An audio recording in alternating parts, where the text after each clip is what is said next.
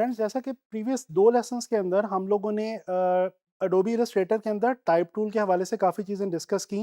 और जैसा कि मैंने आप लोगों को प्रीवियस लेसन में ये भी कहा था कि अगले लेसन में मैं आप लोगों को बताऊंगा कि हम पैराग्राफ टेक्स्ट जो है उसको हम किस तरह से क्रिएट करते हैं और एडिट करते हैं एडोबी इलस्ट्रेटर में।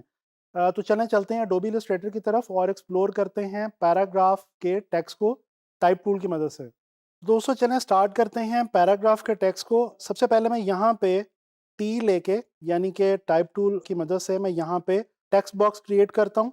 और आप देख सकते हैं कि जब मैं टेक्स्ट बॉक्स क्रिएट करता हूँ तो यहाँ पे हमारे पास डिफरेंट पैराग्राफ्स जो हैं वो बने हुए आ जाते हैं। जैसा कि मैं आपको पैराग्राफ्स के हवाले से पिछले लेसन्स के अंदर भी बता चुका हूँ।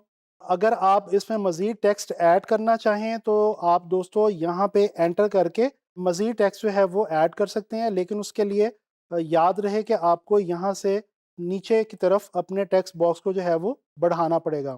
चलें फ़िलहाल अब हम आगे चलते हैं जी। पैराग्राफ वाला जो हमारे पास यहाँ पे एक पैनल मौजूद है, इसके ऊपर चलते हैं। मैं आपको यहाँ पे बताता चलूँ, जब हम पैराग्राफ में टेक्स्ट को लिखते हैं ना टाइपोग्राफी में, तो जो सबसे इम्पॉर्टेंट चीज़ होती है वो होती है टेक्स्ट की अलाइनमेंट। हमें पता होना चाहिए कि हमने टेक्स्ट को किस तरह से अलाइन करना है। आप लोगों ने जब माइक्रोसॉफ्ट वर्ड वगैरह जैसे सॉफ्टवेयर यूज़ किए होंगे और उनमें कभी टेक्स्ट को लिखा होगा पैराग्राफ्स की सूरत में, तो आपको वहाँ पे भी ये अलाइनमेंट की जो ऑप्शंस हैं ये वहाँ पे मिली होंगी। तो चलिए इनको एक्सप्लोर करते हैं।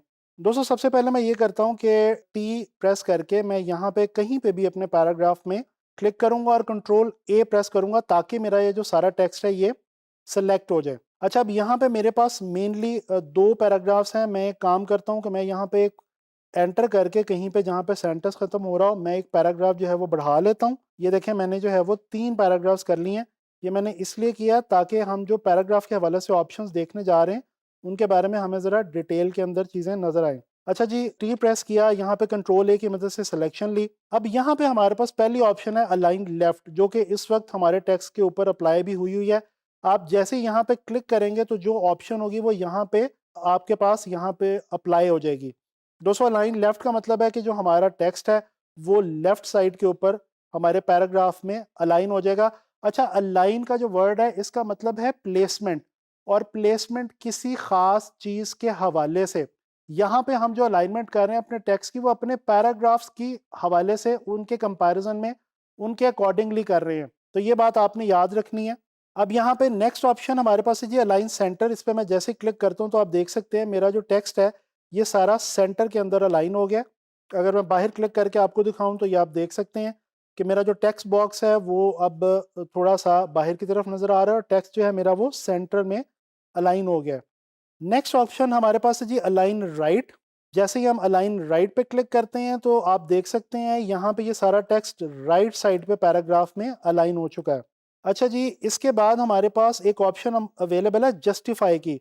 जस्टिफाई का मतलब होता है कि हमारा जो टेक्स्ट है वो जो हमारा टेक्स्ट बॉक्स है उसके किनारों के साथ यानी उसकी वॉल्स के साथ जाके जो है वो टच कर देता है और उसके साथ प्लेस हो जाता है, यानी कि हमारा जो टेक्स्ट बॉक्स है वो पूरा भर जाता है उस टेक्स्ट से। अब ये जैसे ही हम कंट्रोल ए करके इसको जस्टिफाई करते हैं with last line align left. अब ये जो लास्ट लाइन अलाइन लेफ्ट है इसका मतलब है कि बाकी सारा पैराग्राफ तो जस्टिफाई होगा, जबकि जो लास्ट लाइन है ये लेफ्ट अलाइन होगी। अच्छा जी, आगे देखते हैं। Justify with last line align centre, इसका क्या मतलब है कि बाकी सारा पैराग्राफ जो है वो जस्टिफाइड है, कॉर्नर्स के ऊपर है, और जो लास्ट लाइन है पैराग्राफ की, हर पैराग्राफ की याद रखें ये हर पैराग्राफ की लास्ट लाइन के साथ ऐसे ही होगा, वो इस वक्त सेंटर अलाइन हो गई है। इसके बाद हमारे पास ऑप्शन है कि हम जस्टिफाई कर सकते हैं लास्ट लाइन को राइट अलाइन के साथ, यानी कि हमारी जो लास्ट लाइन है वो राइट एज के ऊपर पैराग्राफ में जाके अलाइन हो जाएगी। अच्छा जी, इसके बाद हमारे पास ऑप्शन है जस्टिफाई ऑल लाइंस। हम जैसे ही जस्टिफाई ऑल लाइंस करते हैं तो दोस्तों यहाँ पे अगर मैं बाहर क्लिक करूं तो आप देख सकते हैं कि ये जो हमारी कुछ लाइंस ऐसी हैं हमारे पैराग्राफ्स के अंदर जिनके अंदर स्पेसिंग जो है वो अपने आप कम ज़्यादा हो गई है, और जो टेक्स्ट है ये हमारा तमाम का तमाम एजेस के ऊपर चला गया है। तो आम तौर पे पैराग्राफ के साथ जब हम पैराग्राफ को डील कर रहे हो, फॉर्मेट कर रहे हो, तो प्रेफर ये किया जाता है कि ऑल जस्टिफाई करने की बजाय आप जो है justify with last line aligned left या राइट की जो ऑप्शन है उसको चूज़ करें, तो आपका जो टेक्स्ट है वो ज़्यादा बेहतर तरीके से यहाँ पे नज़र आएगा। अच्छा जी, इसके नीचे हमारे पास कुछ और मज़ीद ऑप्शंस हैं, इनको ज़रा स्टडी कर लेते हैं। Left indent. दोस्तों ये इंडेंट का मतलब ये है कि अगर मैं लेफ्ट इंडेंट की वैल्यू को बढ़ाता हूं तो मेरा जो टेक्स्ट है, पैराग्राफ है, वो लेफ्ट साइड से बॉक्स में अंदर की तरफ आना शुरू हो जाएगा। ये आप देख सकते हैं। इसी तरह अगर मैं, ये नेक्स्ट ऑप्शन है जी राइट इंडेंट की, अगर मैं इसकी वैल्यू को बढ़ाऊं तो आप देख सकते हैं कि जो मेरा बॉक्स है, टेक्स्ट बॉक्स है, वो बाहर रह गया और मेरा जो फॉन्ट है वो अंदर की तरफ सुकड़ता जा रहा है। तो ये है हमारी लेफ्ट इंडेंट और राइट इंडेंट।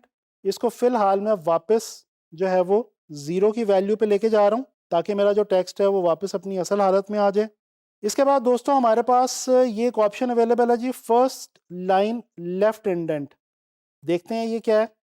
ये बहुत मज़े की एक ऑप्शन है हमारे पास। दोस्तों अक्सर आपने बुक्स के अंदर देखा होगा कि बाकी पैराग्राफ तो जस्टिफाई हुआ होता है, कॉर्नर्स के ऊपर अलाइंड होता है, लेकिन जो फर्स्ट लाइन होती है वो सिर्फ बाकी पैराग्राफ से थोड़ा सा आगे आई होती है। तो ये वाली ऑप्शन हमें यहाँ से इस टूल की मदद से मिल सकती है। अच्छा जी, मैं यहाँ पे कंट्रोल Z कर रहा हूँ और अब मैं आगे बढ़ता हूँ। आगे देखते हैं हमारे पास क्या चीज़ है जी। दोस्तों यहाँ पे हमारे पास दो और बड़ी मज़े की छोटी सी ऑप्शंस हैं। Space before paragraph. दोस्तों अगर हम चाहें कि हमारे जो पैराग्राफ्स हैं उनके बीच में इक्वल स्पेसिंग ऐड हो जाए तो हम इस वाली ऑप्शन को चूज़ करते हैं। ये 10 मैंने स्पेस जो है वो लगा दिया, तो आप देख सकते हैं कि मेरा जो टेक्स्ट है, पैराग्राफ्स हैं, उनके तमाम पैराग्राफ्स के बीच में एक जितनी इक्वल बैलेंस स्पेस आ गई है। इसी तरह से अगर मैं इसके जो सामने हमारे पास है जी स्पेस आफ्टर पैराग्राफ, पहली वाली ऑप्शन को मैं 0 कर रहा हूँ और अब ये जो दूसरी ऑप्शन है स्पेस आफ्टर पैराग्राफ की, इसको मैं बढ़ा रहा हूँ। बेसिकली ये दोनों काम एक ही करते हैं, तो बेशक आप बिफोर में ऐड कर लें या आफ्टर में ऐड कर लें, मकसद उसका वही है और उससे काम जो है वो वही लिया जाएगा। अच्छा जी, मैं यहाँ पे टेक्स्ट का साइज थोड़ा सा बढ़ा रहा हूँ, इसको मैं लेके जा रहा हूँ जी 10 से 14 पे और मैं वापस आता हूँ पैराग्राफ पे। यहाँ पे एक चेक लगा हुआ है हाइफनेट। अगर मैं इसको अनचेक करूँ तो आप देखें यहाँ पे वो वर्ड्स जो कि, वापस मैं चेक करता हूँ, यहाँ पे कुछ वर्ड्स डैश की मदद से जो कि इनकम्प्लीट रह गए थे वो डैश की मदद से आगे चले गए हैं और आधा वर्ड स्प्लिट होके नेक्स्ट लाइन में चला गया। अगर हम ये हाइफनेट के ऑप्शन को अनचेक कर दें तो दोस्तों ये जो वर्ड्स हैं हमारे वो पूरे पूरे एक लाइन के अंदर आ जाएंगे और ये टेक्स्ट हमारा जो है ये थोड़ा सा चेंज हो जाएगा। अच्छा जी, ये तो थी हमारी पैराग्राफ टेक्स्ट के हवाले से जो ऑप्शंस हमने स्टडी करनी थी टाइप टूल को लेके। अब मैं कुछ और टाइप टूल के अंदर दो तीन इंपॉर्टेंट ऑप्शंस हैं, इनको आपको बताना चाह रहा हूँ। एक ये हमारे पास ऑप्शन है जी एरिया टाइप टूल। जैसे ही हम ये टाइप वाले टूल पे आके क्लिक करते हैं, होल्ड करके रखते हैं, तो हमारे पास आता है जी एरिया टाइप टूल। ये एरिया टाइप टूल क्या है दोस्तों? मैं यहाँ पे एक स्क्वायर ले रहा हूँ और यहाँ पे मैं एरिया टाइप टूल लेके इसके कॉर्नर पे आके क्लिक करता हूँ। आप देख सकते हैं कि जैसे ही मैंने इसके कॉर्नर पे आके क्लिक किया तो ये जो मेरा टेक्स्ट था ये मेरे इस बॉक्स के अंदर जो है वो फिल हो गया। यहाँ से मैं पैराग्राफ वाली जो ऑप्शंस हैं उनको मैं रख रहा हूँ, justify with last line align left, या चलें इसको अलाइन लेफ्ट ही कर लेते हैं। बल्कि इसको अगर हम जस्टिफाई ऑल करें तो ये हमें फ़ायदा ये होगा कि हमारा तमाम जो शेप है वो हमारी बिल्कुल क्लियर हो जाएगी। तो इसमें थोड़ी सी हम स्पेसिंग जो है वो हम कम कर लेते हैं